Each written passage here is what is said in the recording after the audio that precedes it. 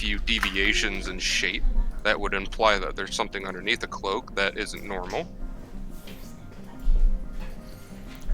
But, I mean, I wouldn't say that you would know right off the bat he's a tech. Excellent. You step in, covered in robes. You step over to one of the lights. The side of your face is illuminated. Are you wearing a mask? Victor always wears a mask. Alright.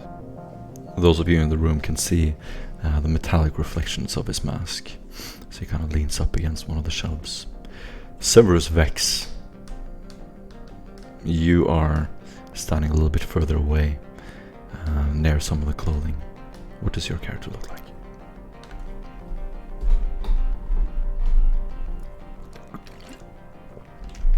Severus Vex. Stefan Jeff! Peller. You're muted. Stefan Peller. Damn it. Okay, Severus, go. He's average height, a slender build. He's wearing a faux leather body glove, and a kind of a long coat rolled up over his shoulders, and with a hood. There's a camouflage, not a camouflage, just a camouflage pattern, just rolled up on the top of his shoulders.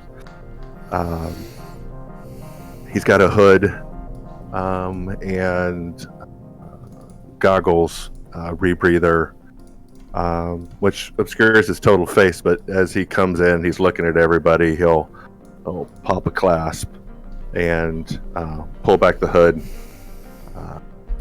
drop the rebreather, pull the goggles up to the top of his head, and says, which one of you is... Excellent. And with that, Perrin, you are standing a little bit darker, sort of in the back of the room. The only thing people can see is your robe. As you pull your hood back and step into the light, what do they see?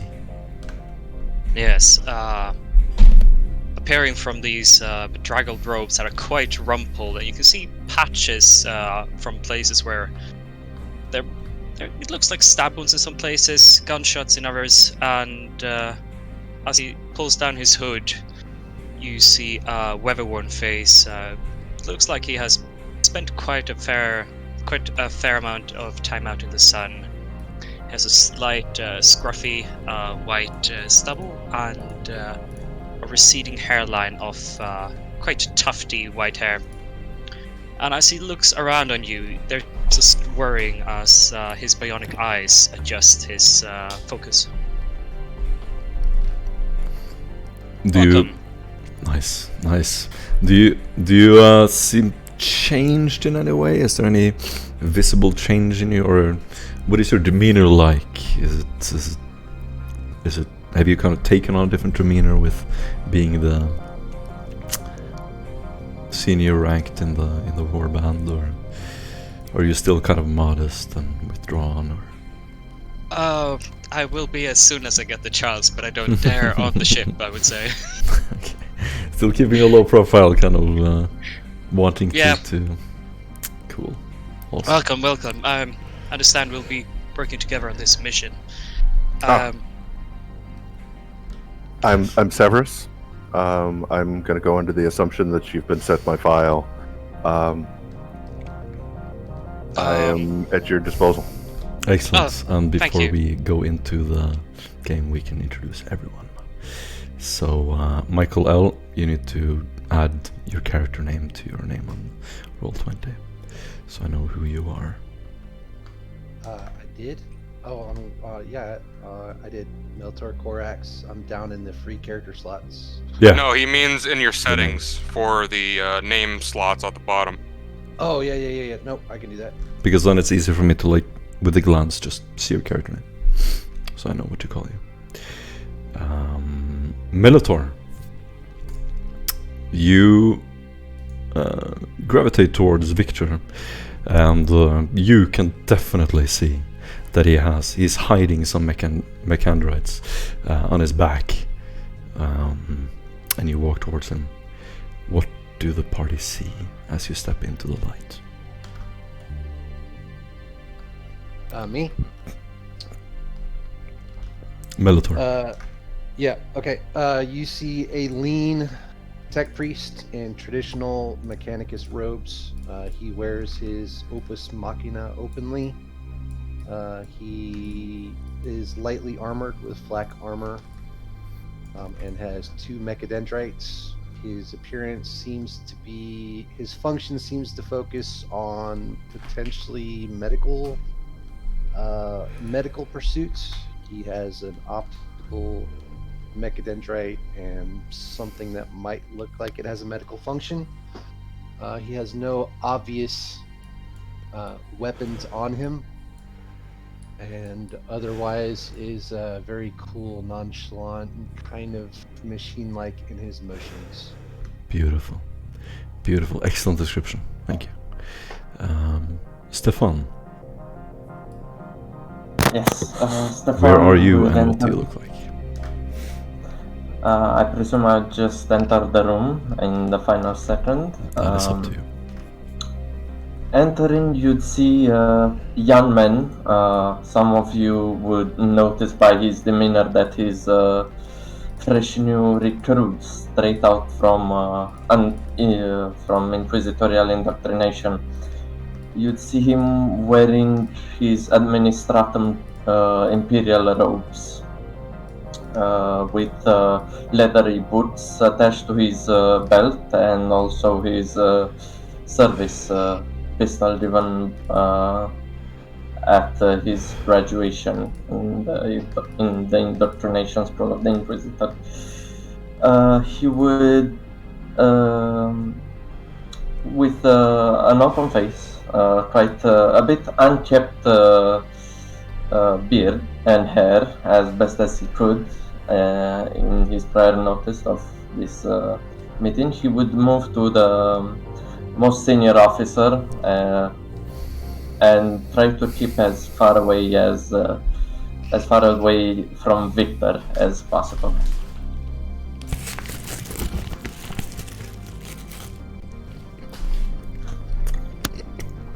What kind of demeanor do you have? What if a person on the planet were to see you? What would they assume about you, Stefan? Stefan would mimic the exact tempo of his surroundings. They would see the exact reflection of every daily person on said planet. Nothing giving away his thoughts or his intentions in his demeanor. They might even forget, like as unimpressive as he looked, they might even forget they ever saw him. Nice. And finally, James, you need to unmute your microphone. Yes, if you were to see James, you would see a Kriegsman, mostly with a dented up chest piece and a lot of battle damage on his armor. And you would see a chameleon cloak kind of hanging over him, kind of like a poncho almost. And that's really all you would see, because I'm not naked again. So, from all these different, like, strange-looking characters, tech priests, people who look like diplomats, suddenly you just come waltzing into the room, decked out in what looks like plate mail armor, from head to toe, with a mask, huge guns slung over your shoulder, and yeah, you it's quite the contrast. Does your voice sound muddled or different when you talk? I guess you could say it sounds nasally through the rebreather mask. Yeah. And can they see your eyes at all? No, they would see just 2 big red tinted glasses almost. It's pretty scary. Cool. Alright. You step into the room and it's like Darth Vader entering the room. It's just deep breathing.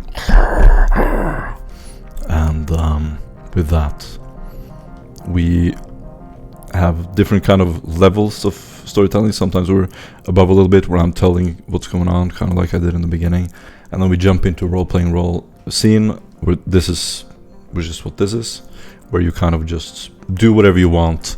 Whenever you want to go somewhere and leave the scene, you just say we go there, or we're ready, or whatever. So I'm just gonna let you guys have at it. You are in a room, tons of uniforms, clothing, different disguises, and you are tasked with making up your alibi. And go. Ah, Baron, it is a pleasure to see you again. Oh, nice. You get an inspiration point right out of the gate. Take the new. I just. What was that? I think you broke up. I didn't hear it.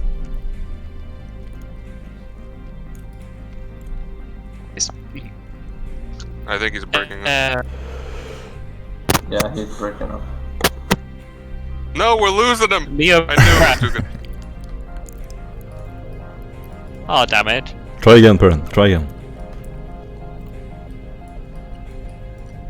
Yes, of course. Very nice. I think your voice box is still not quite adjusted then. Oh, wow. This lag is high. Yeah. Alright, we're gonna wait for Dawn to reconnect. Anyone else wanna say anything? I guess Stefan will look at the various folders of possible disguises and checking his preferred name, thinking of what possible alias he might pick. He look at a mirror and say, "Blast by the throne, I do look like a Steve, don't I?" And just write Steve in his alias portfolio. Nice. You get an inspiration.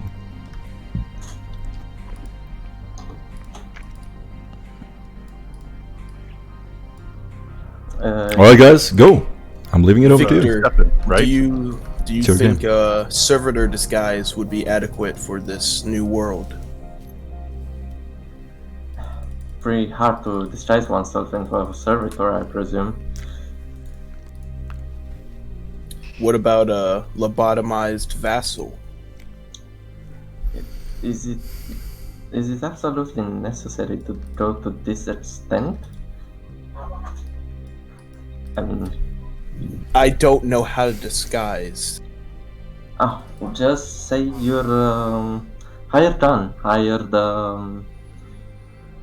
bodyguard. I might use you as hired gun in my political missions, negotiating trade between the Forge world and other nearby planets. As you stand there, lumen globes start to flicker and the light illuminates. You can now see each other clearly.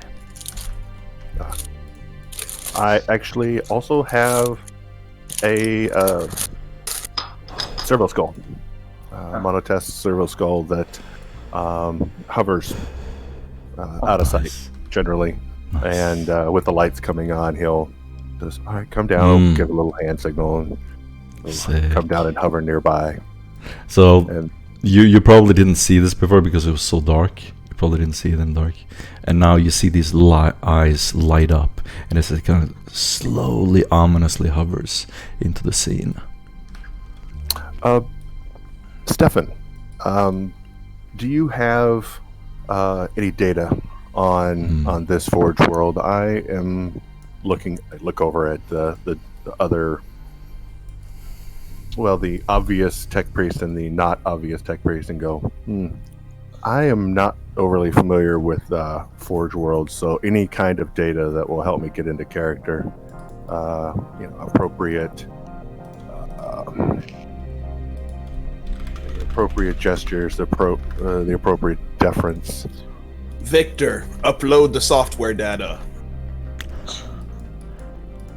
Did you just tell me what to do? Victor, please aid our new friend in uploading his software data.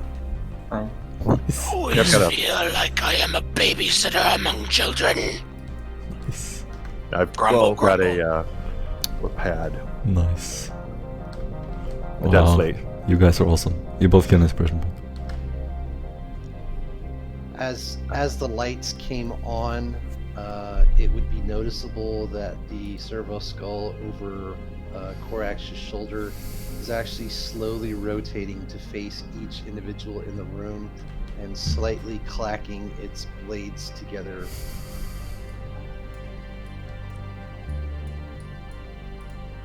Yes, nice to meet you too, friend. I did not give consent.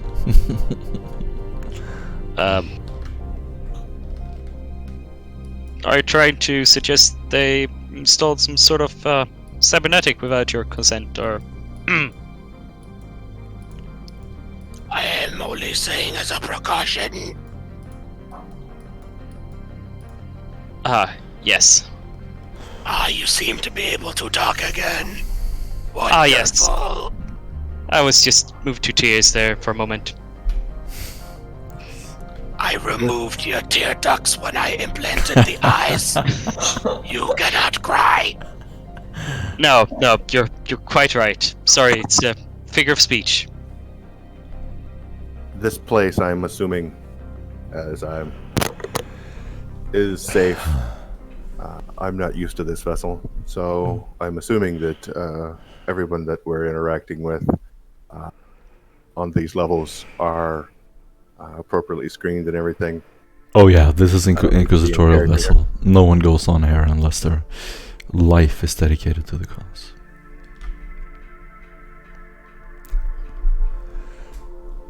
Well, I suppose everyone picked out an identity they need. We are have a going to plan? try the incognito thing again, since it worked so well on Aventine. What? He was being ironic. Sarcastic. Special condition, then. I know what I sarcasm. shall wear, my friends. I shall dress up as a doctor again.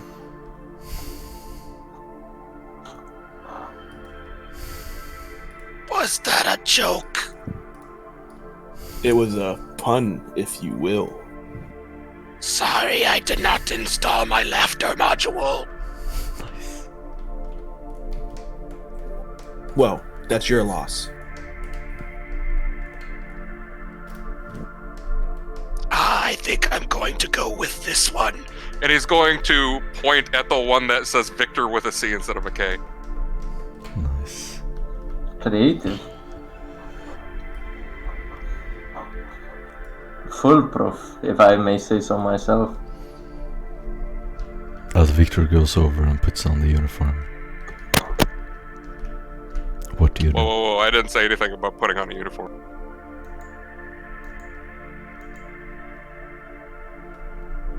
I should assume that since this is a Forge world and we should defer to our Mechanicus brethren as being senior, and those of us who are unmodified or seemingly unmodified are more or less the help. Yes?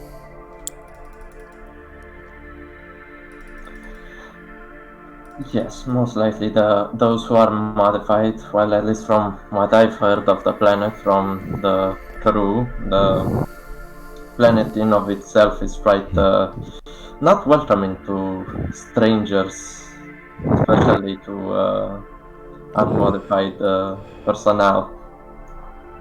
Unhands, as they might say. You keep Is this saying the playable? word modified, but I would say we are improved. Exactly. And that would elicit a kind of a smirk and a nod, as you wish. I do not So think you it take is the- as important for us who are based in Forge worlds to require identities. We are not the fish out of water here. Are your identities going to be recognized within the Mechanicum as being out of place? It is hard to disguise somebody who has improved their body to this magnitude. Regardless of what I do, I highly doubt I will be able to hide what or who I am. This was function. Of course, Victor, how many Macandrites do you have now? What importance is this question? Because that's a lot of tails to hide, buddy. Ha, nice. Indeed.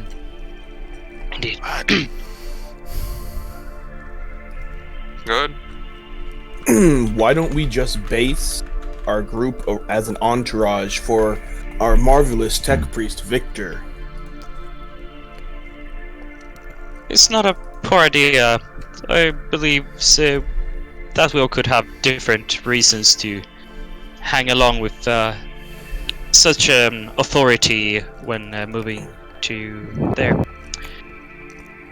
I myself quite curious to see new sights and maybe acquire one or two minor items of interest. Are you suggesting you become what the cool kids say these days as a posse?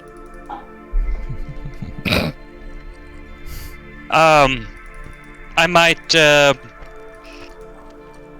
pronounce it slightly differently, but yes. I don't like this idea.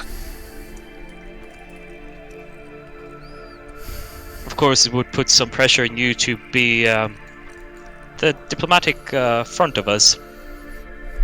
He kind of just looks at you and kind of just scoffs. You hear like a guttural scoff coming out of his You're like mask and Benaric kind of screeching. Oh.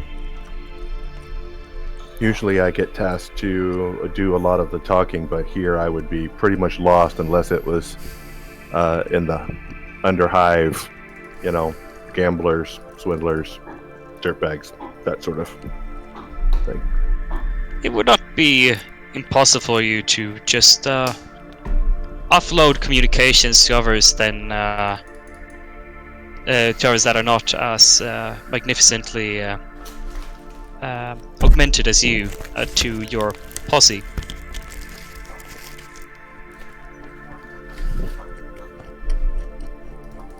He'll kind of just seem defeated. He doesn't feel like arguing this. If this is the decision you make, then I guess I have no way of disputing. Well, I mean, you don't, but I prefer to lead with some looseness and restrictions. I would prefer if you spoke your mind and if any other suggestions were brought up properly as well. Should we wear the red robes? I think this is a grand idea, and I think Victor is the machine to lead us. I agree, he's been quite reliable. Oh, I'm I'm going through blushing, racks guys. of clothes. Sorry. Go ahead. No, you go ahead. Just going through racks of clothes and kind of pulling out red robes. Something like this. That work? Are you suggesting that I wear that color? No. For myself to kind of blend in with everybody else. It covers everything. So Good. If you were suggesting that I wear something so hideous, I would have to smite you. no, never. Nice. Give a wink. Y'all need Jesus. Nice. What do the rest of you decide to wear? Remember, Archon has guaranteed that you will be given the proper identifications for moving about depending on your identity. So this is important. Yeah, I'm gonna grab one of them red robes right there, and I'm gonna, suture on, a red cross, for a medic. You can almost just paint your gear as it is. I like that suggestion. I'm gonna go with that. I presume I shall join in this group disguise as well as Stefan takes a red robe, trying to fit it around his administratum clothing. Maybe attach a more mechanical iconography to himself. So, to get this correct, you're disguising as members of the Cult Mechanicus. Menial, lesser. Okay. Got it. We're just, the help. Yeah. So not part of the Divisios. Yeah. You're not part of the Divisios, you're part of the menial class. Yeah, and I'll be some type of doctor. Got it. Excellent. If you have Beautiful. some sort of a plate or a script or something that hangs around our neck like a slave collar that says, "We belong to that one." That kind of thing. Exactly. Excellent. Donning the proper disguises, you are kind of gathered in the middle of the room. Some of you have picked out a little bit long robes. They're kind of dragging in behind you as you kind of attach them and make them shorter so they fit. You look around and they look pretty authentic. Look like they were designed on a Forge World. You could have stand there and chat for a little while, and as you are about to walk out of the room, a giant cruiser passes by very close. The lights from the cruiser sort of throws these flashes through the room, blinding you. As you cover your faces and walk out of the room, you can hear a voice over the Voxcaster calling you to the hangar bay. Do we have a safe house or you anything are like that set up? You are on the way to the dropship to depart to the planet. You have been assigned to Assembly 010, and you will be landing, and you're assumed to find the right hiding place and so on. You have received orders that an inquisitorial contact will contact you when you come to the planet. Yeah. Really quick, before we depart the ship, would we be able to use our requisitions for the day here before we leave? Yeah, absolutely. You can do that. So you run down to the armory where Convenience is, and those of you who want in the background, you can write what you're trying to get in the chat, and then roll an influence test. The difficulty is modified by the rarity of the item that you're trying to get. We can't use commerce with the Inquisition. No. Alright, never mind then. But you do get a plus 10 to tools and whatnot. Yes. And gear. And gear. That's right. But not armor then, I take it. No armor, no weapons. Oh, and cybernetics. You get a plus 10 on cybernetics. Yeah. Cool. The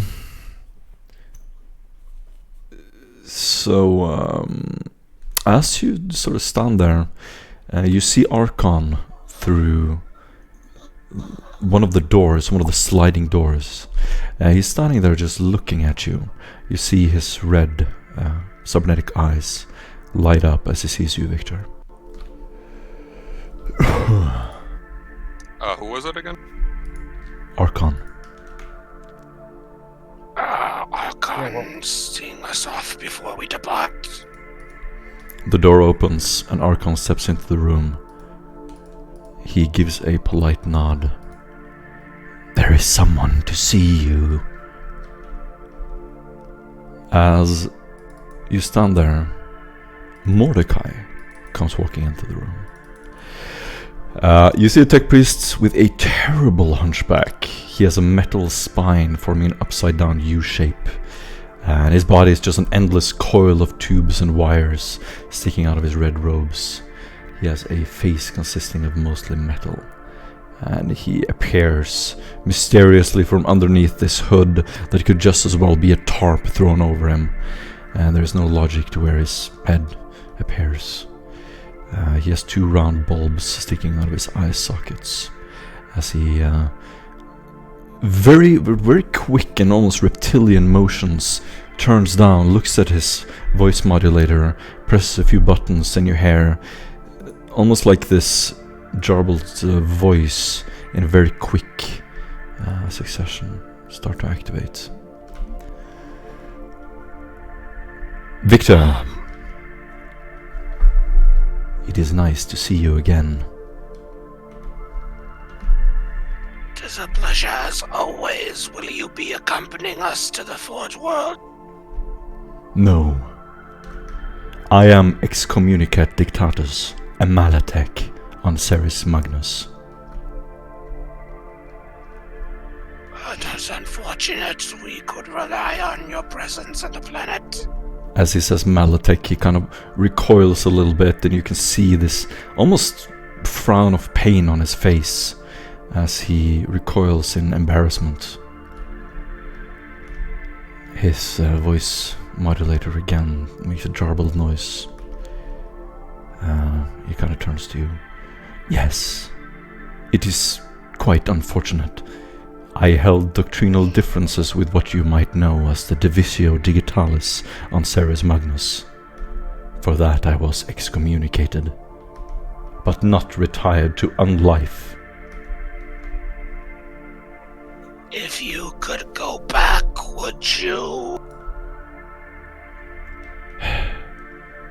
He looks down, and he almost looks like a shy puppy, kind of sad, as he takes a step forward. If the Chief Digitalis will allow me to return to Cerix-Magnus, I will prove what I know to be true. He pulls out a little data slate, and on it you see this binary code that flashes quickly before you. Victor, you may look at the problem I'm trying to prove, though I doubt any of you will be of much assistance. I like puzzles. He shows you a theory on the Divisio Digitalis, that they're using too many queries in the rotation distance between two binary trees, wasting vast resources. He has been building this theory for quite a while, and he kind of he very eagerly explains this to you, but you can't make sense of it from what you have here. And he kind of turns around. If you are to gain access to the Digitalis, would you look into it for me? I will see what I can do. If it is permitted, the Omnisire will allow it. He sort of retreats a little bit and shrugs. You can see that he definitely thinks he holds a lower caste than you. Thank you, Victor. I will repay the favor. It is unnecessary. I would not do something that I not derive some pleasure from. Indeed. He turns around, walks back to Archon, kind of waggling over a little bit sideways, and you can see that he kind of looks defeated. As he's walking away, Victor will say something while his back is turned. Yeah. Remind yourself, Mordecai, you walk the Omnisire's path. That path should be walked with pride. His face slowly turns around in his robe, and you see his red eyes light up and then look down and then look at you again. To be excommunicated is worse than death. But there is still hope for redemption, if the Omnisire wills it. Then let the Omnisire decide, not them. He just looks kind of defeated, looks at the ground. Thank you. Perrin will take a step forward at this point. Perhaps another puzzle would do well to fill your time. Do you have any biologist interest by any chance? He raises one eyebrow. His face sort of appears from under the hood. Yes. Yes, I do. And I will walk over and hand over a small vial of some sort of liquid. He stretches out his hand. An unknown liquid. You want me to process it? Oh, you might want to see if it has a use for you. It has a psychic presence, if nothing else. Those of you have seen Mordecai interact with non-cybernetic humans. He's usually talks down to them. Now he's very respectful, bows. Thank you, Perrin. I am aware that although you are a water vessel, you have formed a logical and meaningful statement. And Thank you. You have led the warband well. I have respect for you. Perrin blushes slightly and just... Yes, thank you. Yes, I will make sure that I keep leading the warband as best as I can. Your cranium processor is impressive.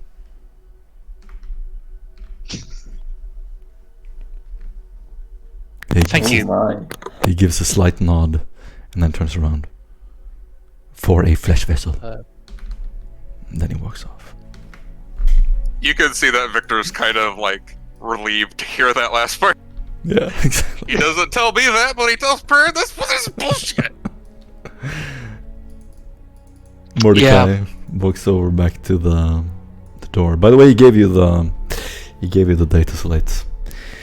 Yep. And I wanted to approach the tech priest before he left. yes. The quest for knowledge belongs to the individual, not cult mechanics. Ooh, your voice is a little bit low there, correct. You have to turn him up. Yeah, I turned it up to Okay. 200%. Alright, Everyone. is it okay now? Yeah, everyone go ahead there and we do go. that. Turn them up to Okay. 200%. I'm gonna start over. The quest for knowledge does not belong to the cult mechanicus. It belongs to the individual. This unit began his quest long before he was elevated ranks. The tech priest. My quest for knowledge is tied to Cerix-Magnus. If I cannot return, then I die. You must find a way. Only you can do that for me. I may not return.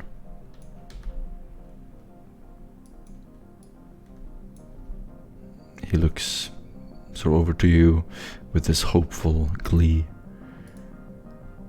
If you reach the Chief Digitalis, tell him that my intentions were good.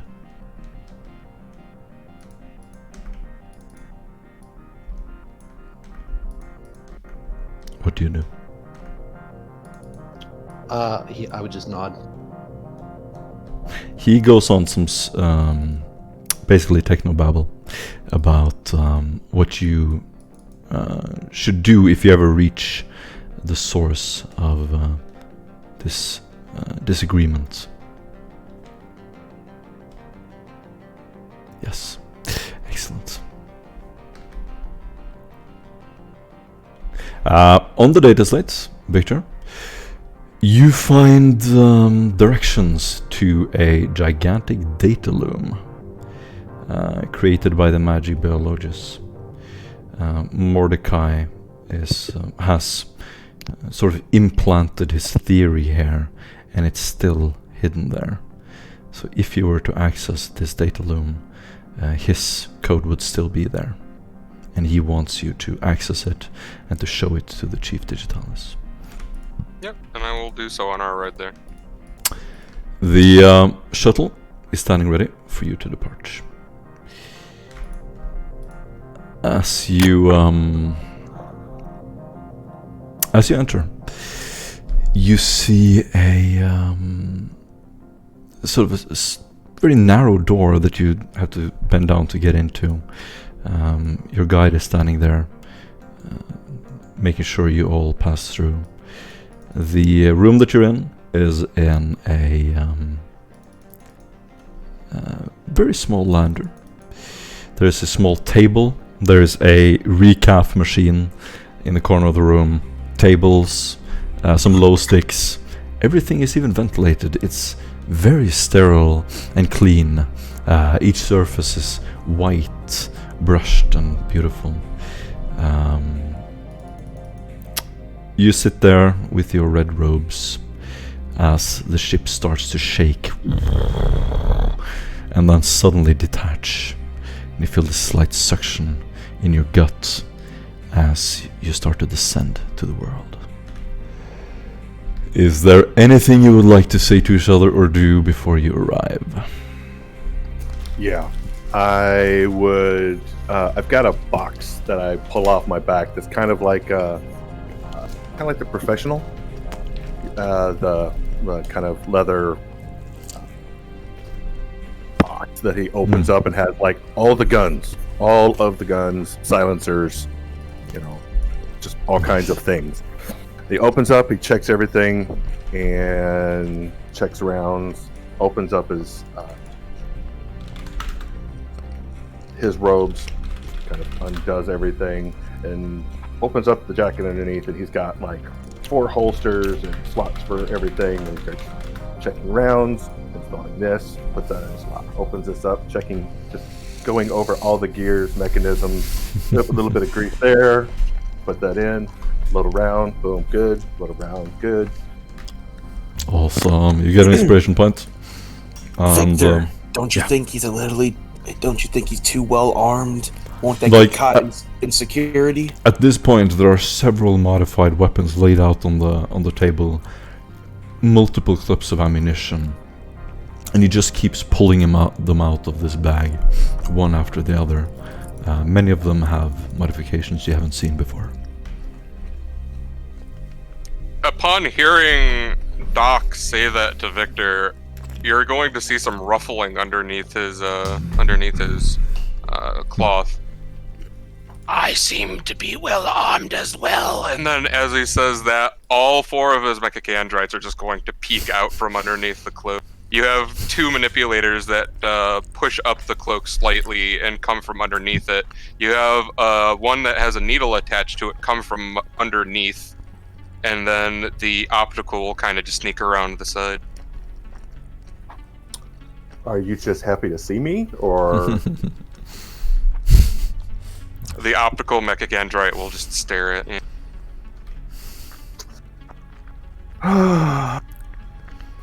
Father, are you ready for this? And so the cyber skull kind of comes down and eyes do the blink thing and kind of does a aspect scan of the room and everything, and kind of pop your neck, and it's like, all right, got to get into character. All right. So he does he makes the symbol of the cog with his hands. It's okay. Am I doing this right? Left over right, right over left. Oh yeah, please teach me. Is this correct? Looking to Victor, trying to get a read on, is this the correct way to make the symbol of the cog? Is it left over right or right over left? I have never been one for formalities and pleasantries on Forge Worlds. I am not the one to ask for fashion statements. I just don't want to give you away. I am merely a menial.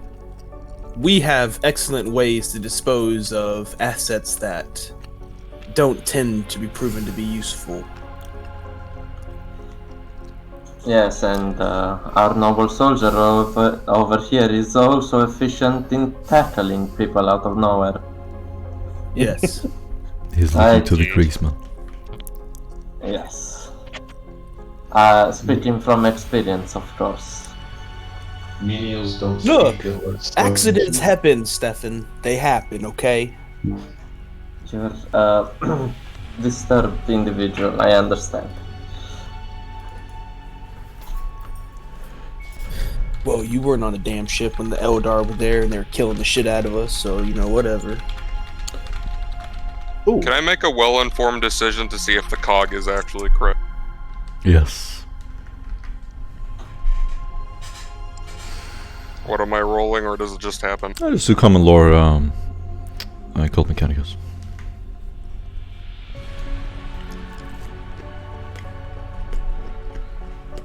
That's a +10. Ah, I failed. See? So I'm Victor, gonna use my inspiration. I'm not failing on Really? the board check. I mean, you can fail it if you Yes. want. On the Lord check on your own planet. There we go. Much better. Okay. Ha! Wow. James, you also know. But is it the right symbol though? James will look to Victor for confirmation because James is unsure. I believe it will do. Well, if Victor gives you a passing grade, then you're good to go. sounds good. I'll close up the box. Got everything cinched into place. Got the climbing harness. Got that in place. Got the stanchion climbing rig. That's just down here. Don't have to worry about making extra noise. All right. By the way, Stefan, kind of surreptitiously, kind of that low, like, if you need any assistance with Eldar readings, I do actually speak the language, though my understanding of the context is very slight. I could probably use your assistance. Although I have taken several teachings, mine mainly focus on the social aspect of the missions. Xenobiology hasn't been at my finest. I'm sure that Yes, the others may assist you. Victor is our head architect on deciphering the Eldari language and in our interactions with them. I could assist with that. I learned the language so that I could further my expertise in destroying their race. Exactly. As Not one speak should. of the Eldar. Understand. Of course. We're all on the same side. We have the same. So, Severus, what xenoforms have you come into contact with that you have managed to kill so far in your life? Both of the sects of Eldari, and once I interacted with a Tyrannid form of some sort of a mutant. But prior to that, most of my work was with demonic types of cults. I was with the Ordo Malleus previously. Then it is very interesting that you've been sent to the Ordo Xenos. I got moved over after my previous master was killed. Well, that would do it, of course. The learning of the Eldar was in hunting down groups that were trafficking in forbidden goods. And so... Maybe I should. Go ahead. No, go finish what you're saying. I thought you stopped.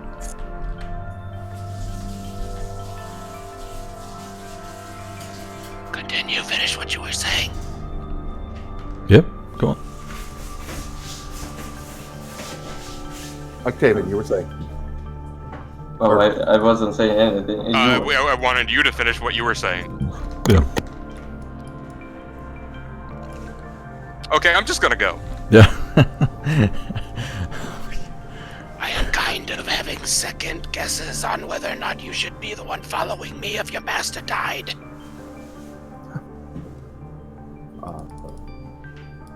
Archon took me in. I actually served on another cell, tracking down, various goods, groups. I picked up the language, but unfortunately, the language has a psychic portion that I obviously have no way of replicating. So I can only do the language, as well as I can. I don't get all the context, and obviously my knowledge of the Eldari is fairly limited. So, but as far as translations and that sort of thing, whatever gets us in close so we can make the killing stroke, I can do. Very well. Excellent. I love when our members say that they're basically bullet sponges. I am kind of confused. You stroke the Eldar? No, Why would you stroke them? the killing blow, the killing strike. I think you meant strike. Obviously, I was in error. I'm sure it's a planetary turn of phrase. It's a colloquialism. Nice. Well, I Okay. believe. Good. I'm just gonna go hop on the ship, maybe try and get it started while you guys continue chatting. Make sure you don't jump off of this one. I will do my best. Perrin will lean in and ask, has this been a problem before? He is a Kriegsman. What do you think?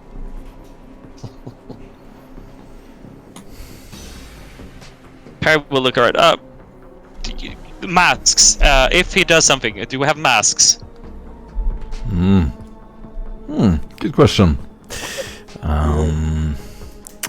Over the microbead, you hear James saying, "Well, I have a rebreather." You don't have a rebreather? That you didn't get that? No, I asked for a new cloak, and the quartermaster just laughed at me. So That's how it goes. You'll find a rebreather eventually. If not, you'll just die. That's okay too. The Krugman's view of life. Dying is okay. If you need a rebreather, I can probably acquire. I mean, probably good to get at some point. Maybe we should check the ship. Every ship we've gone on before has had a stash of them. That is Great. true. Aha! I did find some Petrie. void armor one time. Time Petrie. to loot the dropship. You get an inspiration point, Petrie. Very quickly you turn around and there are these obvious hatches that you just open, full of rebreathers and void suits. I'm gonna go ahead and take an additional void suit and rebreather. There's Yeah. also a medical kit. And that. My intellect is vast. Who would have thought that they would have prepared rebreathers on a spaceship? I just You asked where they altered were, and someone said that I should have one myself. And Perrin just looks around exasperated, and you hear intense swearing as he's just looking around in slight panic about using his eyes instead of his mind. Exactly. Awesome. Medikit. Everyone grabs a rebreather. There's a medikit. There is a grapnel online. Those of you who want can grab that. There's also a Oh, I would love that. There's also a pict recorder. Pict recorder is basically a video camera. One of y'all can take the pick recorder. There and are the grapnel in line. There are 2 microbeads for those who don't have it. They're in these small little cases that are very practical. Before boarding the shuttle, Korax is going to approach Victor. What is it, fellow brother? This unit is designated Genitor Det Corex. It is common in the performance of my duties to be overseen by a senior member of the company. Does this relationship suit our need? I do not care of what you do as long as it does not disturb my studies. What he used to say is, you may see him as your overseer for now. Okay. Excellent. And everyone would have received orders that Perrin is the de facto leader. He's the superior command here. So whatever he says goes. You are about to enter the atmosphere on the world. There is a data slate in front of you on the table. It includes knowledge about the world. And there is also a slight transmission from your Inquisitor. Can I take my data pad and make a dupe so I can just read? And Absolutely. Yes, it is a video file, so it's going to play whenever you're ready. Yeah, Perrin will bring out his Amasek to enjoy this with. Do you play it? Yeah. Okay. Duck is gonna quickly light an ILO stick before it's played. As soon as the recording starts and the Inquisitor voices start, Stefan would immediately salute the recording. You see a blurry image of a man standing on top of a bridge in a large hall. You see ecclesiarchy banners in the background. The image flickers, some static appears, and you finally see his broad, squarish old face as he is clearly holding some form of pict recorder. You hear this beaming, kind of static, broken voice. I have made a pact with the machine cult. There's some noise in the background. In exchange for our free passage on Cerix-Magnus, look into the noble houses and even the machine cult. If you find the source of a tainted gene seed or the creator of a viral scrap code, eliminate it. Our welcome on Cerix-Magnus depends on your success. The cult do not know that you seek to acquire the lost keys from them. No matter what you do, never reveal your true intentions to anyone. Find a way into the assembly, perhaps by gaining their trust. Some gongs go off in the background. I believe the keys can be found there, which will lead us to a cure to the pandemonium. I trust you to know that the unholy Xenos are intertwined in this, in ways I cannot yet reveal. Have faith in your oath. He pulls out a small, what looks like a medallion. He closes his eyes, and you can see his wrinkly old face sort of go limp as he becomes totally relaxed.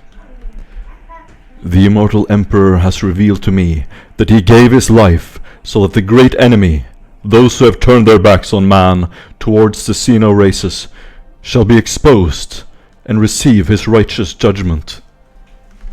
You see his voice kind of shaking, and he starts to get emotional. I am making preparations for war, Father. We cannot fail now. He opens his eyes and looks in the picture corner. Go forth with absolute faith in your cause. Show no mercy to the enemies of man. The transmission ends. There are several monitors in the room that flickers, and you hear this little short circuit in the data slate, and then smoke comes out of it. I can't help but feel a sensation of irony when he says those words. Why would you? Don't you see? Depends on conviction? how strong you see that evidence as. I'm still quite skeptic of both parts. As long as what we do is for the Emperor, I believe all will be well in the end. We'll just have to be ready to act. I'm certain that Lord Inquisitor Castor has the best of intentions for the Imperium, and we should follow him without question. I follow the will of the Omnisire. You just see Doc just look over at Victor and give him a knowing nod. On the data Brad's slate, picking up in, what I'm putting down. on the data slates in front of you, there's information on the planet, on the people of the planet, and so on. Do you want to read any of that now, or just take it with you? I'm reading all of it. Okay. We'll skim through it as well, Yeah. just to Yeah. have an idea, but he will not like sit down to memorize it properly either. Right. Yeah, you just take it with you. And I remember it. we can go over the basics of the world. So as you start to descend through the atmosphere, you see the metallic surface of Cerix-Magnus. It is covered in this dimly lit, sort of bluish light from the nearby star Cerix-Tyrannus. You start to see factory hives and manufactura reflect the bluish light of scattering surfaces. The light sort of specters and scatters evenly and starts to fill your little cabin.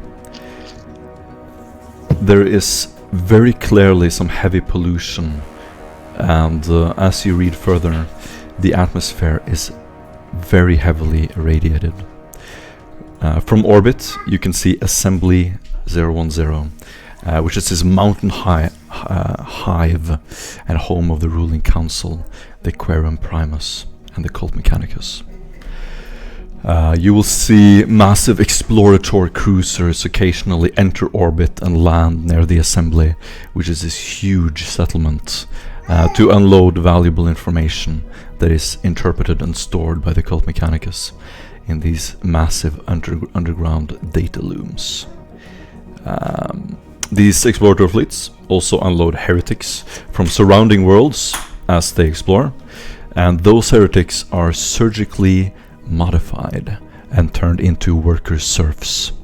These worker serfs form the vast majority of the population on Cerix-Magnus. Non-cybernetic citizens, or menials, are the second largest population. They can't afford or won't be sanctioned cybernetics, and they live in industrialized cities.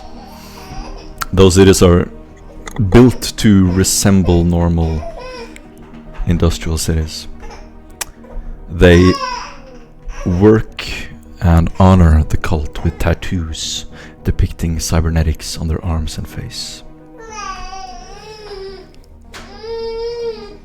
The least numerous population, by far, is the Cult Mechanicus, and they rule from Assembly 010, very rarely going into the world, only to enter their safe compounds.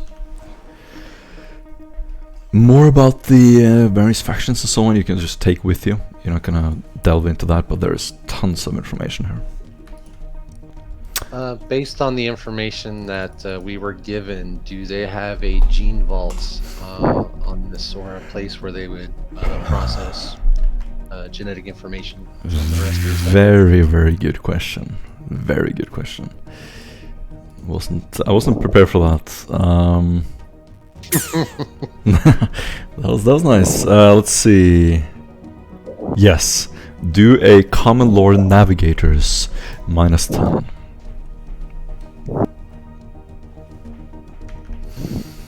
You said -20? -20.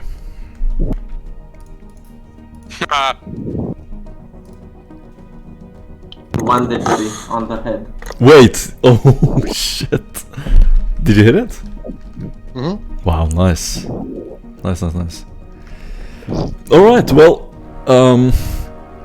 looking through the data, it's not apparent, but reading up on the navigator houses, you look at the outline of the world, and there is even a map where you can see the locations of the various noble houses. Knowing how they operate, there's a triangulation, and you pinpoint the exact location of the gene vault. Awesome. As you study the map and sort of zoom in, the vault is underground. It's inside of a mountain. There is a massive entrance to it, well guarded, with huge, very, very thick walls. Awesome. Well done. You get an inspiration point.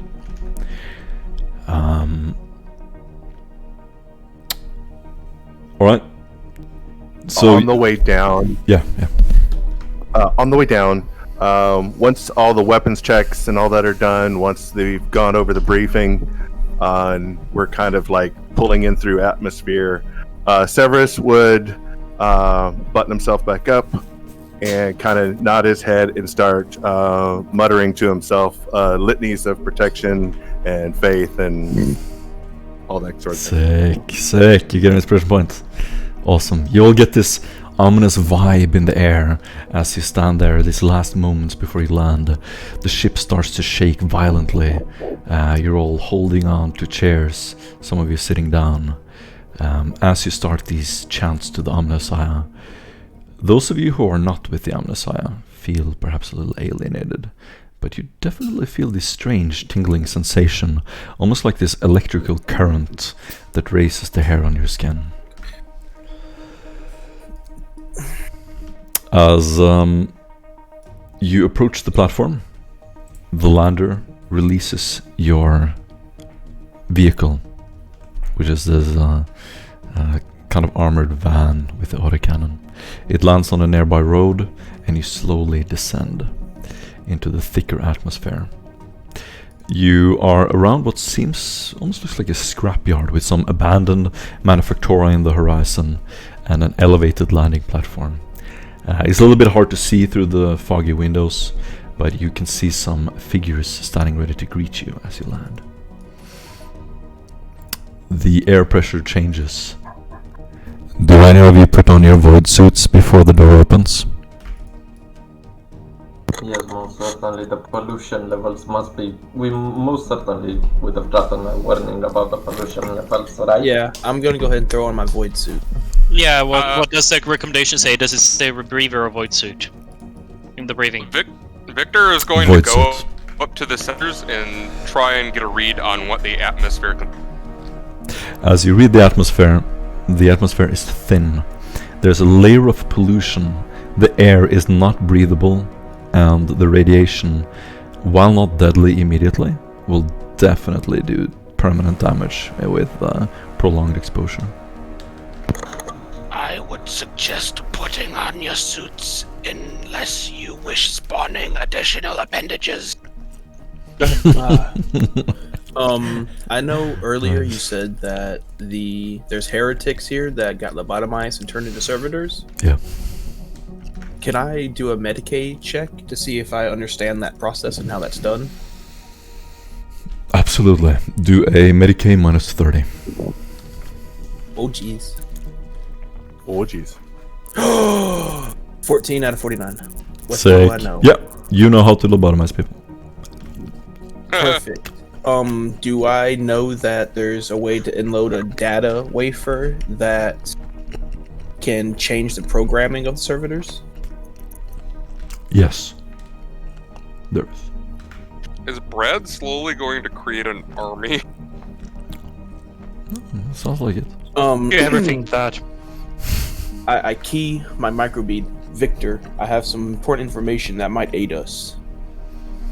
If you can create a new programming software to insert as a data wafer into the servitors, then we might be able to turn them on their own masters and use them as a distraction. To what extent would we need the servitors' assistance to do what we need to do as of right now? It's just for future reference. That is fine, but this is the present, not the future. Understood.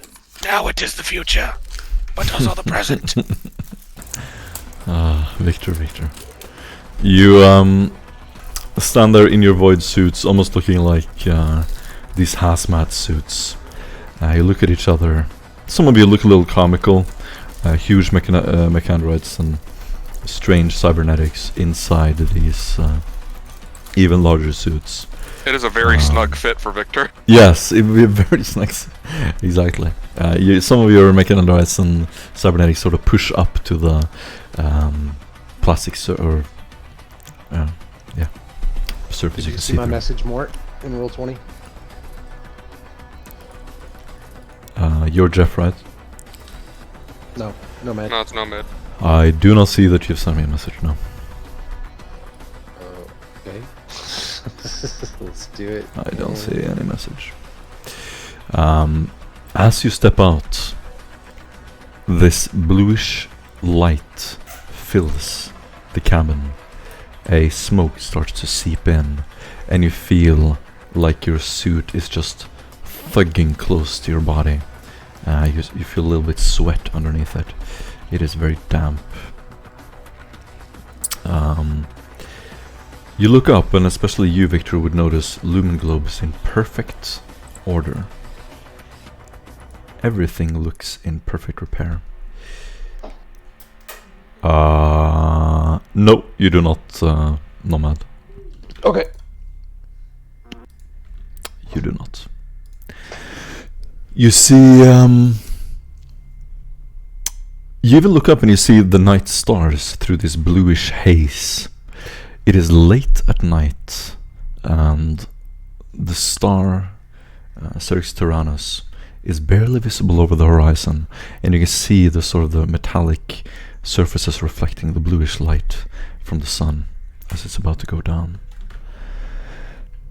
You can see some outline of some vast structure through the fog. A man with large robes is standing there. Clearly, he has some mechanoids under his robes. He walks towards you. Come with me. What do you do?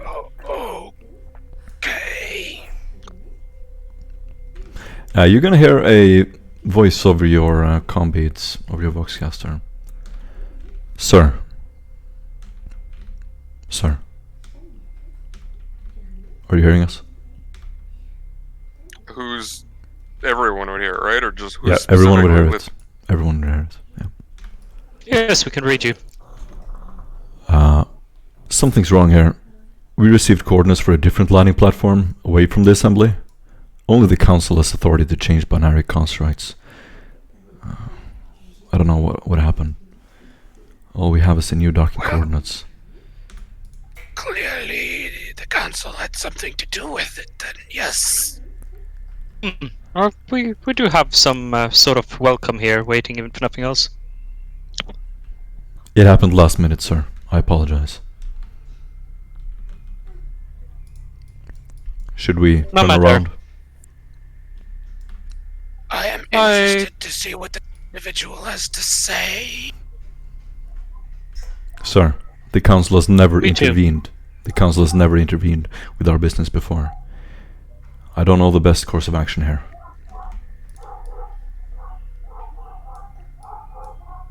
We'll to see what their spokesperson wants then. Yes, sir. The landing ship will slowly ascend and take off, fly off.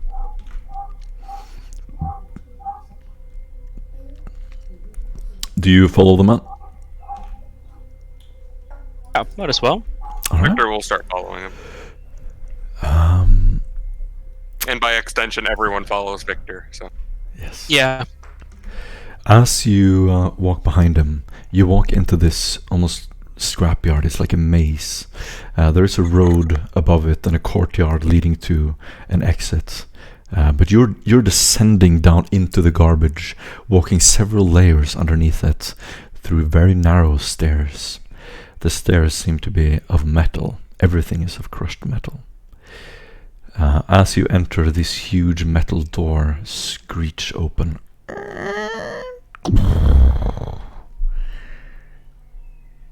As you enter, there is this smell of rotted flesh and metal and rust. Do you keep following him? yeah, Okay. I am keeping my perception up to make sure that everything seems kosher and we're not walking into a we already know who you guys are. Exactly. As you sort of start to see a little bit light in the caverns, You are underneath the heaps of garbage. Things here are a little bit more biological. The walls seem wet. There's this wet stone glistening from the colored lumen globes. You start to see vats filled with a greenish liquid. Floating body parts. Wires hanging from the ceiling. And strange creatures and humanoid shapes through the tinted glass of these vats. As you descend a little further, Victor, a cherub, you're maybe familiar with what this is. A cherub is going to fly over and land on your shoulder. You hear this creepy little laughter, and it starts to pick at your head. If you cherub your existence, you will make sure you do not touch the mask.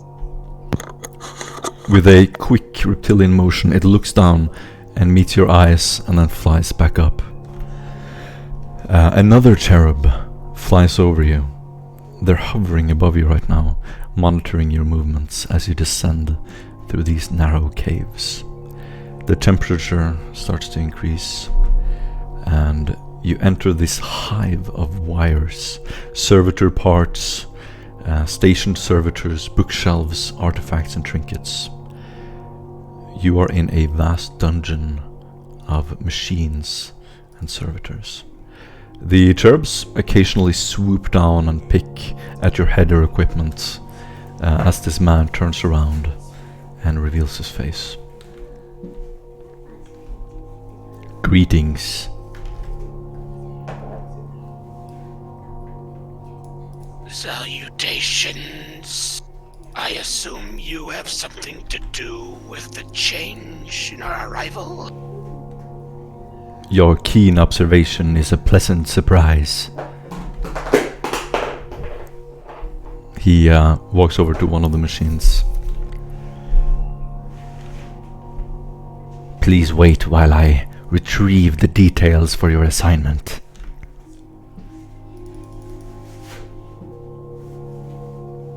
Affirmative. He looks over to the corner of the room and goes, You may rest your water vessels on soft fabric I have arranged for your delicate bodies while we unpack the details of the objective. As you look in the corner, as you look in the corner of the room, there's a heap of blankets covered in oil. Over, Victor should hear beeping for his microbead to be activated. What is it? What have we walked into, Victor? Who is this person? Your inquiry is well met, but if you want answers, you should not be afraid to ask questions. Victor, these are people that are closer to you than to me. If they were of more of a fleshy design, I would lead the charge on conversing with them, but as they are closer to you, I think you should. What is the impression I get from this place that I've seen so far? There seems to be a lot of fleshy bits. Very nice. Yeah, all of you can do an awareness tests. -20. As I said, this is so alien and disorienting that picking out the details and studying it is like, yeah, there's just wires and strange shapes and unknown objects everywhere. Literally looks alien. The entire place looks alien. Wow, excellent. Those of you who succeeded, Yeah. Also got some submissions rolled there to just, Got it. check. Very nice, very nice. Dear Perrin, Lord, how is your guys' awareness so high? that's insane. Oh, Perrin- mine is, I forgot the -20, but still 1 degree, it says. Okay. Perrin, you are going to notice a reconstructed plasteel statue. It is emitting a slight Senescence signature. I'll stroll over and just admire it for now. Maybe meditate upon the Emperor as I watch it. As you have a little time and he's kind of leaned over this cogitator, you can do a Forbidden Lore Mutants roll. Anyone who wants. Does anyone have it? Nope. Would Scholastic Lore Beasts probably give me any information on what's in these tubes? Not in this case, unfortunately. Okay. I have a No. plus 10 to all forbidden lore, so I think I would know something about it. Oh wow. Do you still get the minus 10 20 penalty?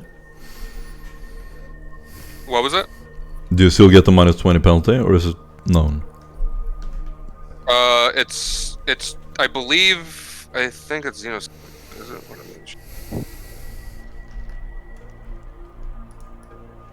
am I believe it would be clear to anyone that has lived in a hive that it is very much mutant parts that exist here, right? So Oh yeah. the check is for something deeper, I presume. Yes, absolutely. Yeah, so Xeno Savant allows me to roll all unknown forbidden lore checks at a minus.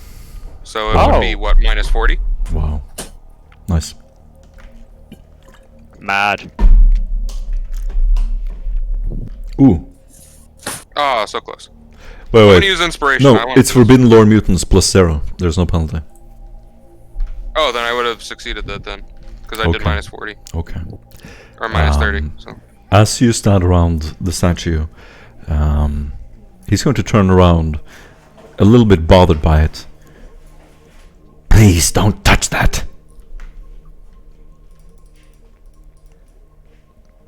Father, could you give me a 360? And He will scan the room. Scan. Yes. I'm trying to find the layout of the room, any kind of power sources, any kind of what is in here, so I can kind of have a tactical map of the room. A huge power source in the wall next to you, powering the vats and the cogitator. Cogitator is rather small. There's nothing else. I understand you would not want us touching it, but what is it of, if we might ask? He turns around dismissively. You wouldn't understand. No, but I can feel the presence. He slowly turns around again. Feel the presence. Yes. Oh. Wait, I wasn't informed that... very well. He kind of hesitantly wobbles over to you. The scrap virus and tainted gene seeds have caused mutations, even within our own ranks. What you see here used to be a tech priest. He lifts one of the cybernetics. It is stuck in its chest cavity. The mutants, he leans in, have merged with unsanctioned machine spirits, their technology unknown to us. They are stronger and faster than any human, but cannot live without their cybernetics. It's quite worrisome. To say the least. If I were to be in position to acquire any information, what sort of information would you want? If I could pick one of their minds. He raises an eyebrow. Nothing. I want you to wipe them out. Very well. He walks over to a small shrine, opens it, and he pulls out what looks like a grenade, hands it to you. Use these haywire grenades. It should take care of the nuisance. Very well. He looks over to the mutated body. And he walks back to the cogitator. Those of you who have looked around, you're gonna notice an arbor of words on the wall that includes the names of some noble houses that you might recognize. Anyone who has common lore navigators can do a -20 roll. Ah. I love these. Do you have like -40? Oh wow. That's not bad. Can I use infused knowledge? Yeah. Yeah. It means That's you the have a point. +10 in it. Wow. In all lore. Anything but forbidden lore, right? For infused. Corax and Victor, you quickly gather around it and you start to study the arbor. What? was it an expression of surprise? I thought Sorry. you had a heart attack. Sorry for my little. I got 11 out of 29 on that infused knowledge roll. Oh god. Did you succeed?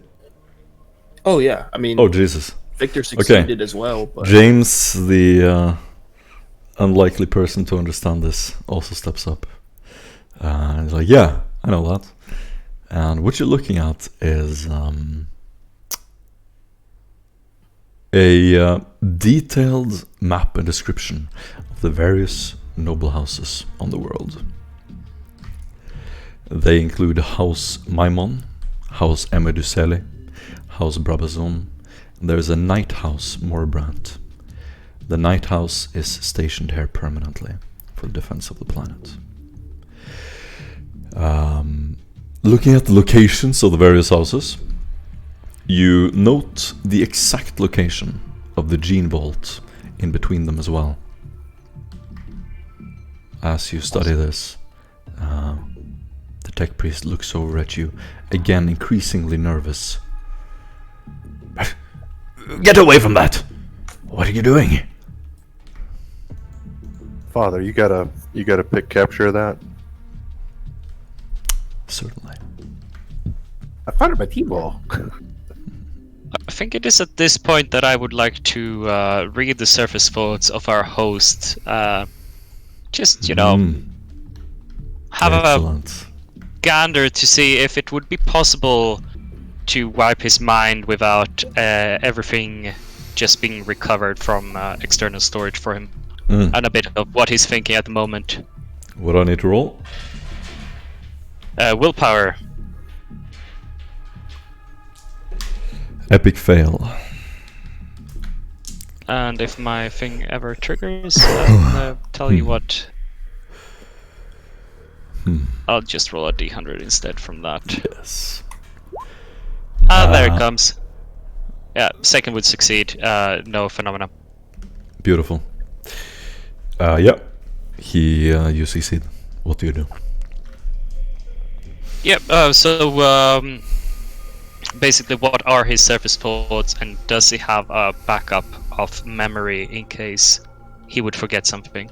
Very nice. Yeah. His surface thoughts, first of all, are I hope these guys don't fuck up. I hope they are what my contact told me. I hope the council was correct. And he's looking for the full report. When he finds it, he gets very excited, and you hear this binaric chattering increase. It sounds like static in his mind. And unless you understand binary, you literally can't read his mind at this moment. Yeah, no, I will simply let go, and I will just mention out loud as a stray thought. If you would be so kind, Lord Petri, I would be most obliged if you would deign to teach me binary at some point during these travels. And I will turn back towards the statue. Got it. I am confused by this person you speak of. Oh, sorry. You knew, Victor! You knew what you meant, you dirtbag. I would have said Victor. Sorry. Yeah, we know. It's just being That being does a sound troll. like a good name. Whoever chose that name had a good idea. Alright, Petri. As you stand there and marvel at this stuffed mutant. He's going to turn around. Can you read more than his surface thoughts, by the way? If I delve a little bit deeper, but then it gets a bit more unlikely to. Fuck, let's do it. Okay. Here comes the demon. Do it. Ah, don't Here sp- comes the sweet success. Don't spawn any demons then. Oh, Uh, 2. Jesus Christ. Yeah, and it's Cyrating 4, so yeah, I should Holy be getting Christ. deeper by default. Okay, what would you like to know? All of you at this point would look to Perrin, or would notice that something is a little bit different. You definitely seem to be focusing heavily. Perhaps looking at the ground. I would like to know if there's any more knowledge that might be of use to us regards to concrete clues or clues for fighting against these mutants, as well as backup memory, if it does exist, because then I would like to wipe his memory of these talks. As Perrin looks like he's going into deep focus, I just want to start smacking my hand off machinery, trying to draw the tech priest's attention. Beautiful. Yeah, he's definitely gonna turn around violently. Hey! Keep control of him! I told you to sit down! He's gonna grab your arm and try to pull you down towards the wet blankets. I'm gonna let him carry me to the wet blankets. Sit quiet. No more touching. Nobody is touching anything. We are merely inspecting with our eyes. Let's get this over with. He turns around annoyed. Perrin, you get a brief glimpse into his mind. He has a backup storage of his memory. Absolutely. Not gonna do anything with that then? Yeah. He works for the Magos Juris Vigilis. His name is Numalmon. He is sent here by the council. His only task is to give you an assignment on behalf of the council. The person who is giving these orders from know you already and has spoken with one of the members of the warband. So, just out of curiosity, none of this is tech heresy that's going on around us. That's very hard to determine. Remember, Forge Worlds and Tech Priests are the only ones who are allowed to do any kind of slight progress, technological progress or deviation. Oh, I thought that was like the Magos biologists. Or biologists. Exactly, yeah. Oh, okay, yeah. That's exactly what he is, isn't it? Seems that way.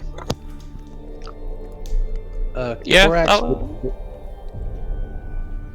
I'll just be Correct. memorizing and ready to give this info to Victor to compile later on. Beautiful. Go ahead, Nomad. Korax is going to approach the specimen on the table, and if the tech priest does not interfere, he's going to inspect. Specifically trying to determine how the cybernetics interface with the flesh. I'm a janitor after all, that should be my specialty, so I'm curious to see if I can obtain any information from that. What exactly are you looking for? What kind of information? Well, he claimed that it was heretical and that there was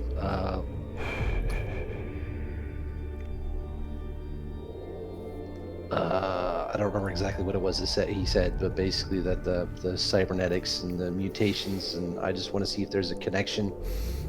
Tech heresy. He's making Gotta sure be it's not specific. tech Gotta be heresy. specific, dude. When you're doing tests, what are you looking for? Say that again. Specifics. Abnormalities. Anything that's not normal. Everything is normal abnormal. interface. It's a mutant who has devoured an unsanctioned cybernetic. Nothing is normal about this. Okay. So I want to try to determine if it was the mutation that caused the abnormalities, or if it was the Okay. cybernetics. Good, that is a specific question. No, the mutations do not seem to have made any changes to the cybernetics. This creature has just mutated, and something or someone else has installed these unsanctioned cybernetics. So the cybernetics were installed after the mutation? Yes, indeed. Okay. Upon noticing that he's touching things, Victor is going to approach Korak and kind of pull out his hand and grab Korax's hand. We were told to not touch anything. I think it would be imperative to not piss off our person, or piss off the person who is giving us a house to stand in.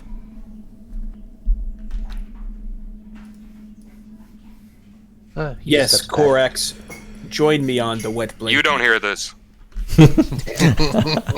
Oh, Damn it. poor Creeks. Jeez. They've been bullied. It's all going I on. love those. Corner of the room. Korax steps back, but is still inspecting the specimen from a distance. Excellent. You get an inspiration There will point? be time for inquiry, but now is not that time. You get an inspiration point for discovering more about the mutant. And Normalmon is going to open his mouth, all of this happening simultaneously. And he's going to look at you, Victor, primarily. None of the branches of the Cult Mechanicus know that we have made an agreement. Only one other person in the council and I know about this operation, for it is of his design. Why is there so much secrecy among the council? Has he lost faith in the others? I trust you brought the keys.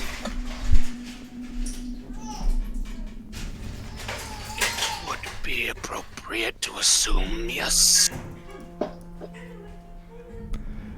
He walks towards you. The missing pages from the Rilus Apocrypha. He looks to the cogitator. Merely upload them through this connection. Please. I'm going to turn to Perrin, and I'm going to walk towards him, and kind of in a hushed tone. And as you get closer, you will feel something trying to connect to your mind. I'll allow it. Yeah, nothing out of it. And probably just send a short. He does seem to be true and eager for us to succeed on our task. I would trust him, if not necessarily the one that he works with. Do you hear my thoughts as well? So you would hear me if I said something? Absolutely. You would hear Victor ask if you believe that these are the people indeed who made the deal with Caster Type.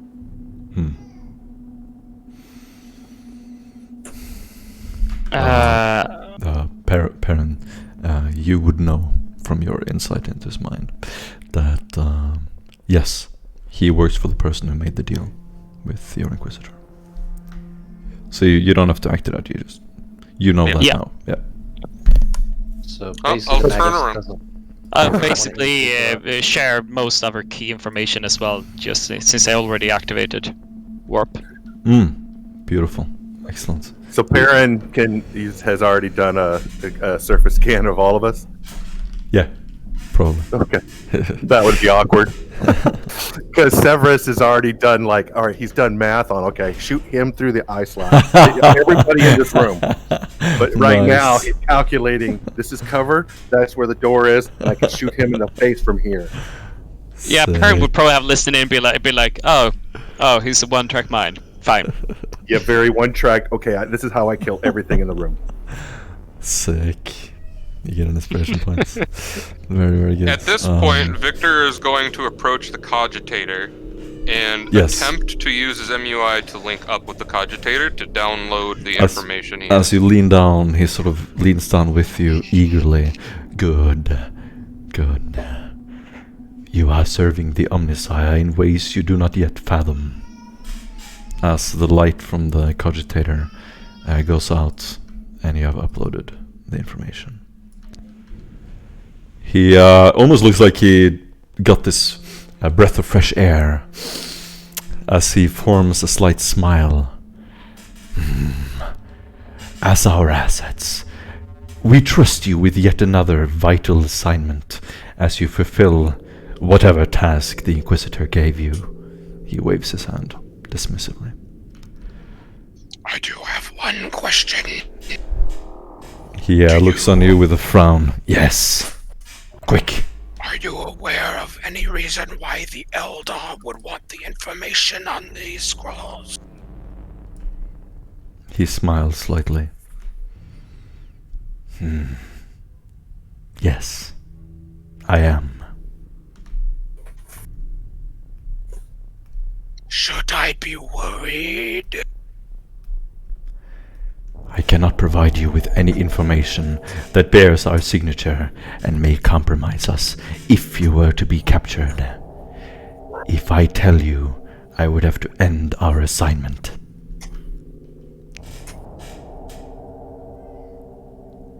Can I insight that, whether or not he actually thinks that, or is he just trying to not divulge information for the sake of divulging? Do it. What would that be? Inquiry? That would be a scrutiny. Scrutiny, yeah, that's right.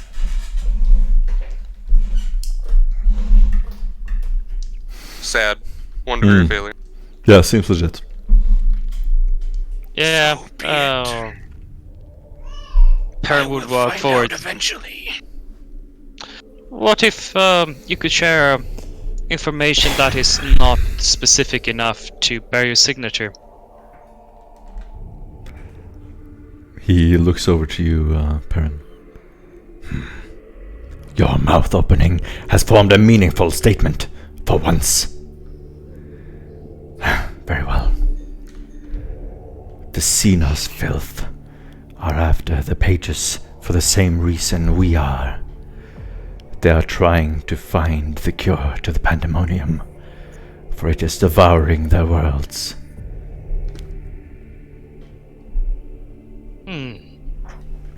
So it is some good after all. Weren't we also told that the reason they're doing it is not just to stop the Pandemonium Gate, but to also reveal the craft world that had whatever they wanted? Yes, that's what the Inquisitor has told you. Yeah. The Cult Mechanicus has a different angle on it. He will quickly continue looking up from his data slate. Someone is spreading scrap codes. And as he says that, Victor, every tech priest would know.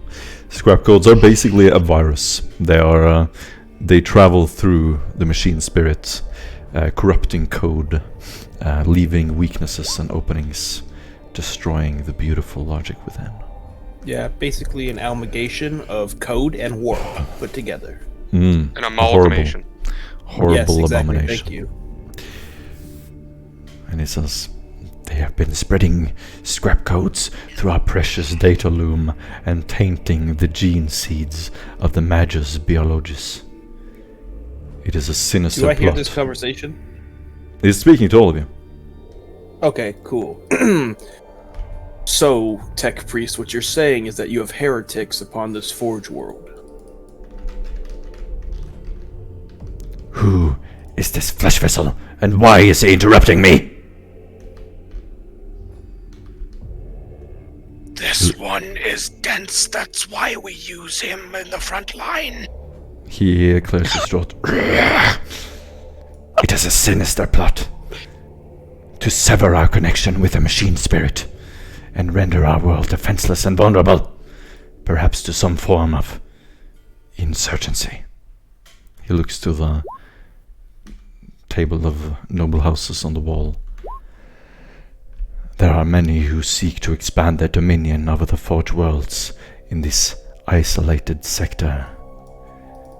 The locations of the major Yes. houses, and even our own But- institutions will be made known to you.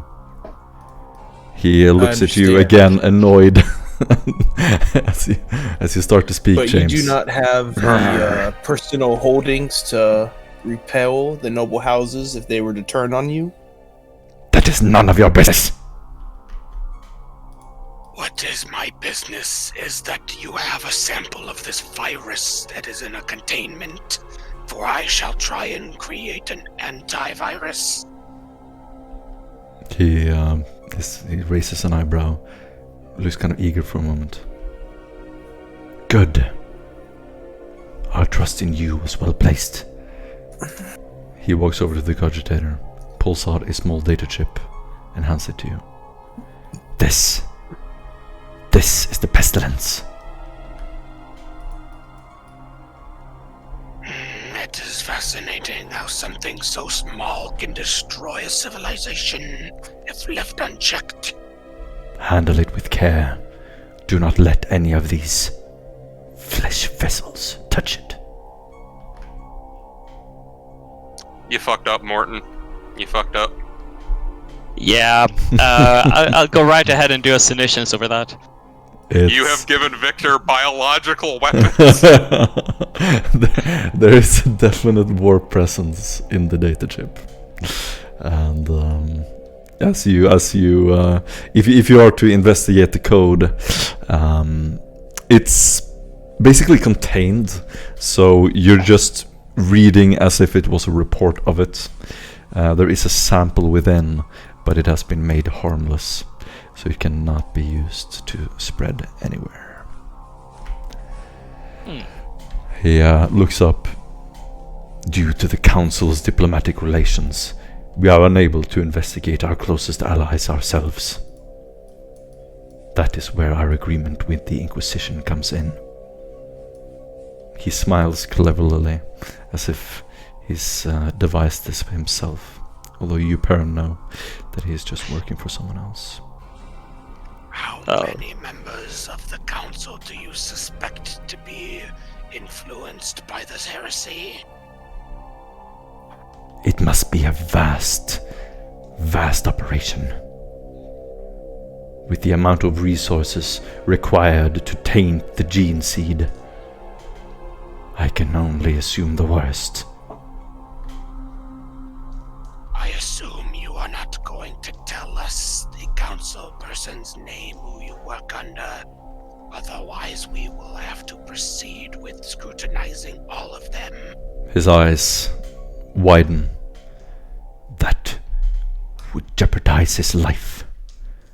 For if the ones who spread the virus know his identity, they would surely kill him. Then he will not hold it against us if we inquire about what he is up to then. He looks up again. The less you know, the better. For your That sake. does indeed seem safe to say. Victor kind of whinges at that statement. The less you know, huh? That's not comfortable for a tech priest, definitely. He's gonna look up from the data slate one last time. You are not restricted by diplomatic ties or internal leaks. That is why we hope you can weed out the culprit from within the noble houses, Night House, or even, Omnissiah forbids, the cult itself. Might I ask, is there already a list of persons that you suspect of using warp arts despite being unsanctioned for them? He frowns slightly. Perhaps you shall be informed as you progress. We need to see proof of your competence first. Very well. Your Inquisitor is aware that unless the scrap code is removed, the keys and the apocrypha you seek will be lost forever. If you find the poisoners, he looks to the mutant. We will not interfere if you bring them to justice. So, would you mind if we played with the sample you have here? I would mind if you did it. Ah, but you see, I am a doctor. Flesh is what I deal with. I find that hard to believe. I did too at first. Here, let me take a look at your work and maybe we can find some clue to who could have created this. Yeah, if you try to approach the cogitator, he's literally gonna, like, soccer goalie block you. With his body. Yeah. So, just a so he knows who we are, basically, right? Yeah. Yes.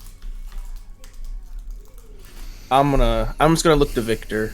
I'm just gonna look to Victor. Victor, Why what's are the you call? looking at me?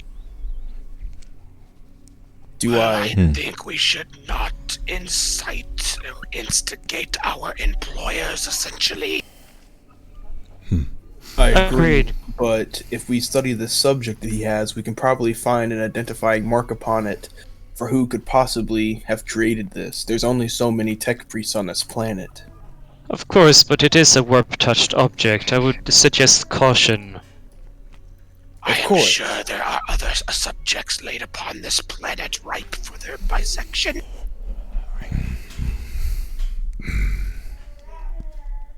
I understand. And Doc's just gonna turn away from the cogitator and the thing and walk away.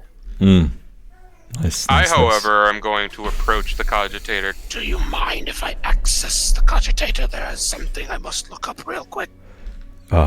He, as you pass by him, he looks very skeptical of you. Very well, under my supervision. He leans down over the cogitator. I'm going to start scouring the cogitator, assuming that it's connected to the rest of the network of the area surrounding, and looking for an abandoned warehouse of sorts that we can retrofit into a... Do a navigate surface test.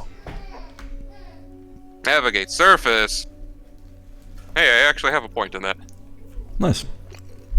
Haha! What did you roll? 28 out of 60, so 4 degrees. Ooh, sick. Yeah, you find a so the Cerix-Magnus is kind of expanding, and they're just building on top of scrap, on top of scrap, on top of ruins. The entire underground of this planet is just a series of tunnels and old factories. Pretty much exactly where you wanted to have an outpost, you find an abandoned factory. Just to clarify, while he's looking over my shoulder, I'm going to select about 25 to 50 other candidates, but I'll have that one in mind, just to not give him the idea of where we'll be. Right. Good, clever. You get an inspiration point, and you basically get a overview of the entire underground world of this sector of the planet. So you can navigate it freely. Well done. Anything else you would like to look for? Why normal? Oh, sorry. Good. Go ahead. No, go. While Nomomon is busy overseeing the interface with the cogitator, I'm going to go back to inspecting the specimen again. This time I'm looking specifically at the cybernetics to see if there's any serial numbers, lot numbers, forge IDs, anything that might point to a source where the gate. Very nice. I want you to do a stealth test.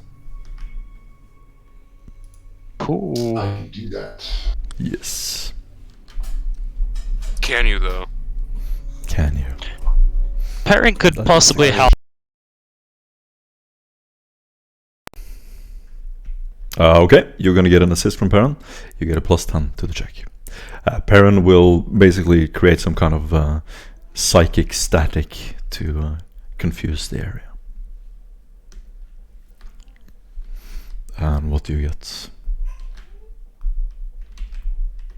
Okay, we're gonna roll that whenever you have time. Anything else you want to look for in the cogitator, Victor?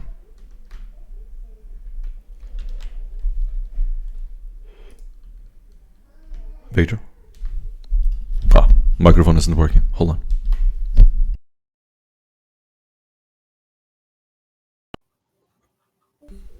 There we go. There you go. Oh, yeah. I'm back. Alright, yeah. Anything else you want to look for, Victor, in the cogitator? I know that the Mechanicus aren't really big on news and stuff like that, but there are noble families here and stuff like that, so maybe they have some kind of news network.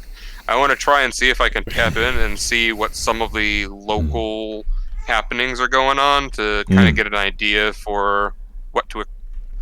Very, very, very nice. You get 1d5 influence as you gain information on the noble houses. That's going to aid you in communicating with them, and you also get an inspiration point.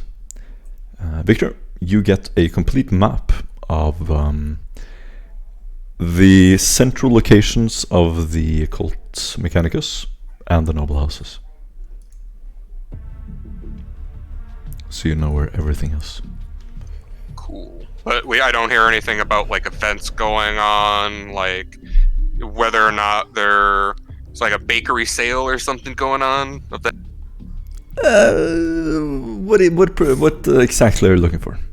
What kind of like information? political, from like the political aspect, like maybe seeing if there's like civil unrest on this planet, kind of like there was on Aventine. Good. Or whether or not, somebody got assassinated, or whether or not they have, like any tidbit of information will help me assess like the situation. Excellent. Yes. There's a message projected by the Biologist Apex. Those are apexists, basically janitors who worship the perfect form of man. They are building a city called Wayland Lurzek. Wayland Lurzek is this dome within which these perfectly sculpted biological humans live, and they are constantly infusing it with new gene technology. From Wayland Lurzek, they draw candidates for the biologists. The city has been infected, and the noble houses, one of the noble houses, is suspected, and the Biologist Apex has severed connection with the noble houses because of this. There's also an investigation undergoing. Interesting. Cerix, what do you know about this biological city and its infection? He sort of turns to you.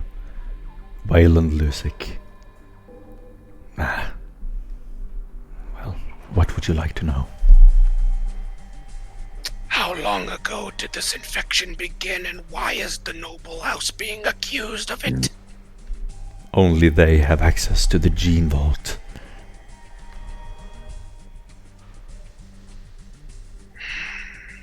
Wondering. Well, that might be a good as place to start than any. What was the name of the house again? The noble houses are House Brabazon, Maimon, and Emeduzelli. You will get information on that later. Okay, no, I was asking specifically the one that was in charge of the gene vault. Oh no, there's not one specific. It's a shared endeavor. Okay. Yep. Shared between the Cult Mechanicus and the noble houses. I did make my stealth test. Oh, excellent. Good. Yeah. So you would detach the cybernetic. You can take a small piece of the cybernetic with you to analyze later. Okay. Yes. I believe when he does that, I would, just have some Senescence oversight, just to make sure that, he doesn't pick anything that's overly dangerous or now that he's attaching it, if it's the psychic presence is more focused on the cybernetic or the biological parts that are by now should be inactive. Excellent. Yeah, there's absolutely no psychic presence. The cybernetic, if it ever had a warp presence, it is gone. However, on the mutant himself, sort of getting closer to his skin, you notice this reminds you of dead psychers that you've seen in the past. So from that, you can assess that he has been dead for maybe a couple of months, and that he had definitely had a war presence over him when he was alive. I would sub-vocalize to Perrin. Did he say that this chip and the cybernetics and all this are warp touched? He suspected them to be. He can't feel it himself as he's not a psyker. The cybernetic seems safer than the chip for now. We need to be super careful, boss. I mean, have a little experience with dealing with things that have a warp presence, and I mean, I don't know the specifics, but I know there's like all kinds of rights and protections. We got to be careful. Agreed. Be safe, boss. Likewise. Excellent. With Victor, that, yeah, go ahead, Brad. can you get some data on the Noble Night House that is nearby to here? And as I cut communications, I'm going to stand up and loudly say, Tech Priest, what is this big machine over here, as I walk to it very fast? He will erupt from the table. Don't touch that! And like run over to you, literally tackle you as you try to approach the cogitator. As I sigh, I'll attempt to try and gather as much data as I can on the noble houses, their place in society, the reigning members of the noble houses, and location. And the Night House. Yeah, and the night house. Excellent. Thank you. As you tunnel the information on the Night House, you read that it is a defensive army of Questor Mechanicus, sworn to the Omnissiah. The Princeps is Vex Mirando. He leads barons who lead vassals. There's a lot of information on the Night House, and you quickly download it all as Miranda's is looking away. Is it fair to assume that it is the nobles that mostly interact with Scholastica Sicana functions such as astropathic choirs and all that? Are you asking him? I'm asking out of character because that would... Can you repeat that? What did you... is it fair to assume that it's mostly the nobles that handle off-world communication such as through Scholastica Sicana functions? Be it through navigators absolutely. That travel or the astropaths singing. The reason why the Cult Mechanicus need the navigators at all is because of this ancient alliance where the Emperor basically gave Mars a long time ago access to the navigators so that they could reunite their planets, because the machine spirit of the machine worlds were scattered across the galaxy. So just so that I'm coming from the right direction. Victor, if you wouldn't mind, please also note who has had added or lessened communications with Scholastica Sicana over the past period. Everybody always wants, never what Victor wants. Why do I do this? Nice. Yeah. You would very easily find when and who, which astropath from which house made an external connection, and you download that information. Can I also create a backdoor into this cogitator? I mean, do a security -60. Oh, this could be nasty. I'm just gonna let you do stuff. I'm not gonna stop you. This is a free campaign. I'm gonna use my inspiration. Okay. Do it. Oh god. Kick its ass. Wait, let me make sure I'm rolling this all. Yeah. Good. Wait, Hmm. I get a +10 to this because it has an MUI. Mm-hmm. I still would have failed that, but I'm rolling at a -15. Ooh, nice. Victor, by some blessing of the Omnissiah, you sit there, your eyes light up, your hands move at superhuman speed. Describe what exactly is happening now. While Juris is being distracted by the Neanderthal, Victor is going to pull out both of his hands, step closer to the cogitator, and then anyone who is paying very close attention will see little needle-like instruments just tapping on the cogitator as he uses his hands. And you can almost see that there is a very rhythmic motion to his movements with both the scribe tines and his hands, as if he's composing some kind of musical birthed by the Omnissiah's voice as he sits here and works with the machine. Oh shit. Wow, dude. Oh. You get an inspiration point. I don't know how many you have, but you get another. Oh, I have one now after I used it. That's amazing. You now have Oh, we're only allowed to have. You're only allowed to have one, yeah. Yeah. So you now have a backdoor into this cogitator. You still need to access the network, but you can access it at any time. Access it.